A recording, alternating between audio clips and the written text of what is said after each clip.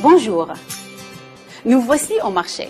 Et pendant que je vous parle, tous ces gens qui achètent derrière moi leurs fruits, leurs légumes, leur viande ou leur pain font augmenter le PIB du marché. C'est quoi? PIB signifie produit intérieur brut. Le PIB correspond à la richesse créée au cours d'une année dans une économie. À quoi correspond le PIB? Prenons l'exemple d'une usine de fabrication de sucre à La Réunion. Pour produire et vendre 1000 € de sucre, cette usine de fabrication de sucre aura besoin de 600 € de canne à sucre et de 100 € d'électricité. Ce sont ses consommations intermédiaires.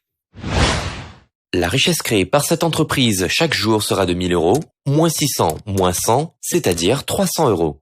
300 € correspond à la richesse créée par cette entreprise de sucre chaque jour, également appelée valeur ajoutée. Si l'on additionne toutes les valeurs ajoutées créées au cours d'une année par l'ensemble des agents économiques résidant sur un territoire, on obtient le PIB. On a bien délimité les choses, on va pouvoir ajouter les différents ingrédients, en commençant par toutes les dépenses de consommation des ménages. Donc tout ce qui a été consommé dans la zone.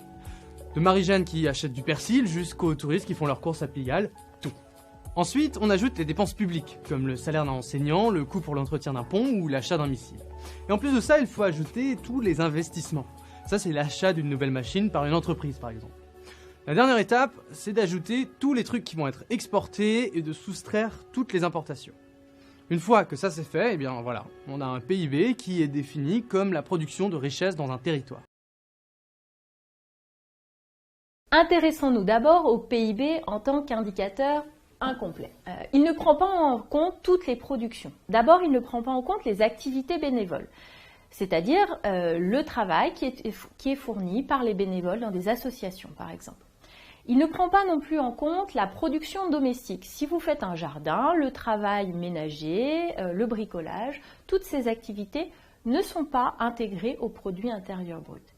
Et enfin, et non des moindres, le PIB ne prend pas en compte ce qu'on appelle l'économie souterraine, qui est finalement une part importante de l'économie d'un pays. Alors qu'est-ce que l'économie souterraine? L'économie souterraine, c'est d'abord le travail au noir. Alors le travail au noir, c'est une activité qui normalement est licite, mais qui n'est pas déclarée. Donc quand un artisan, par exemple, propose de faire un travail dans une maison, dans un immeuble, de faire des réparations sans être déclaré, il s'agit de travail au noir. Il existe également ce qu'on appelle les activités qui, celles-ci, sont illicites. Le trafic de drogue, le trafic d'armes, la prostitution sont des activités qui génèrent une richesse, une production de richesse, qui génèrent de l'argent, mais qui sont interdites. Il est calculé, et c'est le calcul de l'évolution. Alors regardons un petit peu comment est calculée cette évolution.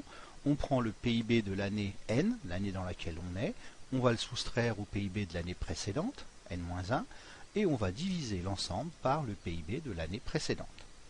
Et comme on veut un pourcentage, eh ben, il nous suffit de le multiplier par 100.